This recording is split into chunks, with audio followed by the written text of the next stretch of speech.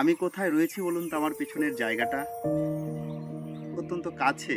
আমরা যারা উত্তরবঙ্গে থাকি, তরাই ডুয়ার্সে থাকি। আমাদের ডুয়ার্সের একটা অতি পরিচিত জায়গা, কিন্তু ভিউ পয়েন্টটি অনেকের কাছেই পরিচিত নয়। আমি দাঁড়িয়ে রয়েছি পড়ারগাঁও ৩ কোটি ভিউ পয়েন্টে। আমার পেছনে যে নদীটি দেখা যাচ্ছে, সেই নদীটি তোর্ষা। নদীর ওপারেই ফুলসিলিং, ভুটানের ফুলসিলিং এবং জয়গা সীমান্ত। তার আগেই যে স্পটটি রয়েছে সেটি হচ্ছে তোর্ষা রিভার সাইড ক্যাফে, মহুয়া টি এস্টেট, দলসিংপাড়া ইত্যাদি অপূর্ব স্পট আমার পেছনে রয়েছে। আর আমার সামনে যে এলাকায় আমরা দাঁড়িয়ে রয়েছি সেটি মূলত পড়ারগাঁও ৩ কোটি।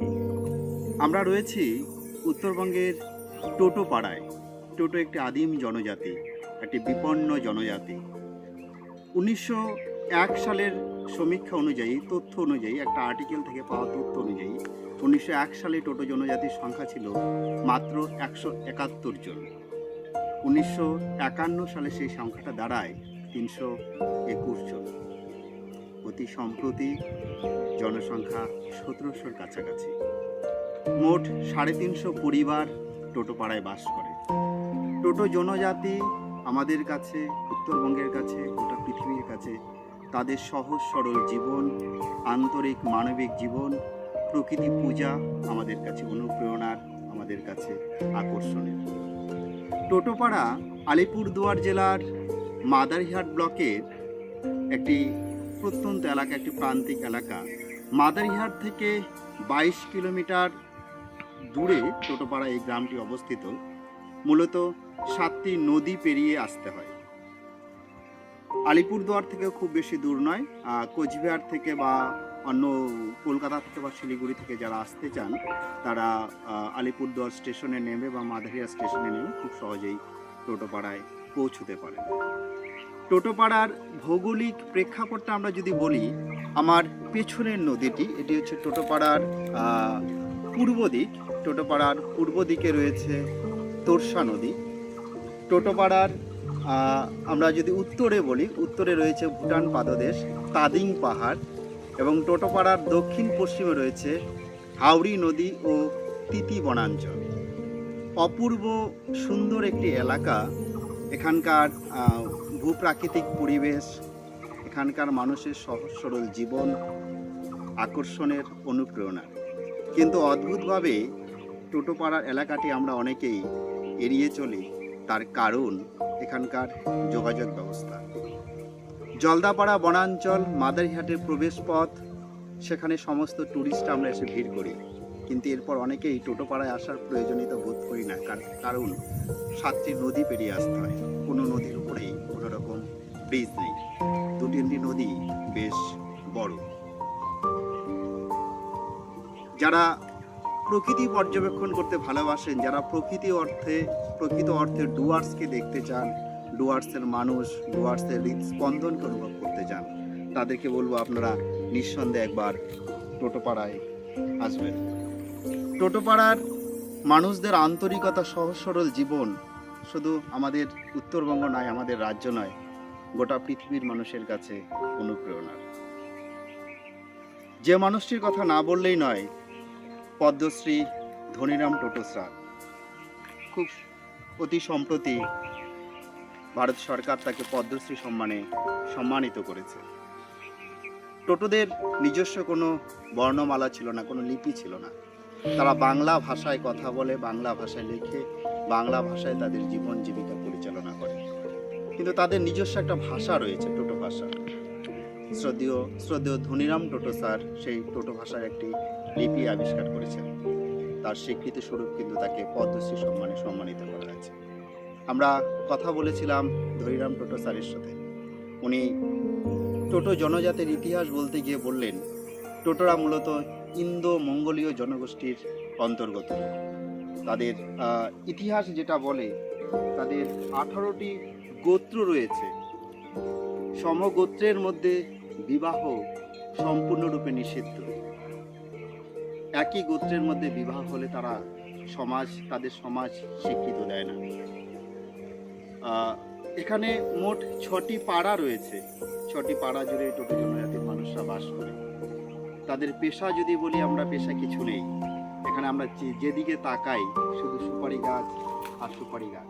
আমার সামনেও যদি আপনারা তাকান, চারপাশে প্রচুর সুপারি গাছ রয়েছে। সুপারি গাছ টোটোপাড়ার অর্থনীতিকে নিয়ন্ত্রণ করে, পরিচালনা করে। সুপারি চাষ করে, সুপারি রপ্তানি করে এখানকার মানুষ জীবন জীবিকা।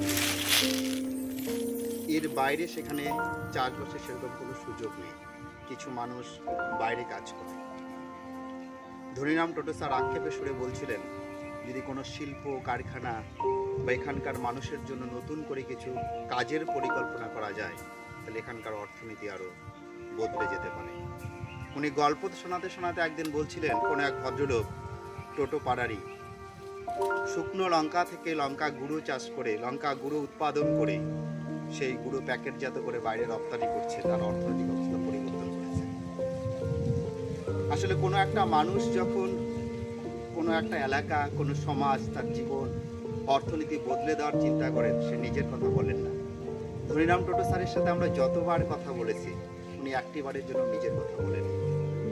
ব্যাঙ্গালোরের শিল্প সম্মেলনে ওনাকে যখন বলতে বলা হয়েছে, উনি নিজে কি করেছেন বা কি করতে চান সেটা বলেননি।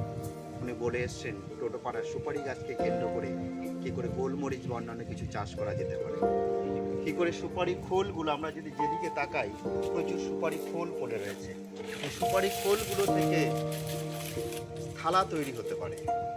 আমরা যারা শহরে থাকি বা বিভিন্ন রেস্টুরেন্ট বা বিভিন্ন ক্যাফেতে যাই, শালপাতার থালা বা অর্গানিক কোনো থালা বা সুপারি খোলের থালা আমাদের কাছে পছন্দের তালিকায় থাকে। কিন্তু টোটোপাড়ার চারপাশে প্রচুর সুপারি খোল পড়ে রয়েছে। এই সুপারি খোলতে কিন্তু নিঃসন্দেহে থালা তৈরি হতে পারে, এখানকার অর্থনৈতিক অবস্থা বদলে যেতে পারে। আসলে আমরা যেটা করি, আমরা নেই নেই বলে সকলেই অভ্যস্ত, কিন্তু আমাদের মাঝেও প্রচুর কিছু রয়েছে। আমরা গ্রাসরুট লেভেল থেকে যদি অর্থনীতিকে বদলানোর চেষ্টা করি, আমরা ভাবি, একটু পরিকল্পনা করি, সরকারি সাহায্য যদি একটু থাকে, তাহলে আমাদের গ্রামীণ অর্থনীতি আমূল বদলে যেতে পারে। টোটোপাড়াও তার বাইরে নয়। এখানকার প্রাকৃতিক পরিবেশের জন্য প্রচুর ট্যুরিস্ট আসতে পারেন। টোটোপাড়ার ইতিহাস, টোটোপাড়ার ভূগোল, তাদের আন্তরিক মানবিক রূপ আমরা যদি সকলের কাছে পৌঁছে দিতে পারি, তাহলে পর্যটনের মাধ্যমে এখানকার অর্থনীতি বদলে যেতে পারে। পেছনের প্রাকৃতিক পরিবেশ, আমার সঙ্গে যিনি রয়েছেন আমার প্রিয় দাদা, প্রধান শিক্ষক বিদ্যুৎ দা, বিদ্যুৎটাকে বলবো পেছনের ভিউটা একটু দেখানোর জন্য। দূরেই জয়গা ফুলসলি, নিচে অপূর্ব সুন্দর একটি ভ্যালি, গোটা ভ্যালি জুড়েই শিমুল গাছ, আর শিমুল গাছের নিচে কান পাতলেই একটা ঘণ্টা ধ্বনি শোনা যাচ্ছে। এটা কোনো মন্দিরের ঘণ্টা ধ্বনি নয়। এখানে প্রচুর গরু ঘুরে বেড়াচ্ছে। এখানে গো পালন করা হয়, গরুদেরকে ছেড়ে দেওয়া হয় এবং প্রতিটি গরুর গলায় ঘণ্টা বাঁধা রয়েছে। তার মালিক যেন সেই গরুটিকে খুঁজে নিতে পারে। এখানকার পশুপালন, গোপালন, ছাগল চাষ বা ছাগল পালন, মুরগি পালন এখানকার অর্থনীতির আরেকটি দিক। সর্বোপরি টোটোপাড়া শুধুমাত্র আমাদের কাছে নাম নয়, টোটোপাড়া আমাদের কাছে শুধুমাত্র একটি আবেগ নয়। টোটোপাড়া পর্যটন, অর্থনীতি, সামাজিক সমাজ সব কিছু নিয়ে আমাদের কাছে, উত্তরবঙ্গের গোটা পৃথিবীর কাছে একটি আকর্ষণের, একটি গর্বের। টোটোপাড়ায় আসুন, টোটোপাড়ার মানুষের সাথে মিশুন, এখানকার সমাজ অর্থনীতিকে দেখুন, তাদের আন্তরিক সহজ সরল জীবনযাপনকে শ্রদ্ধা করুন। এখানকার গ্রামীণ অর্থনীতিকে তুলে ধরার জন্য অনেক রকম কিছু পরিকল্পনা করা যেতে পারে। যার যেরকমভাবে পরিকল্পনা বা সাধ্য রয়েছে তাদের পাশে থাকুন। নমস্কার।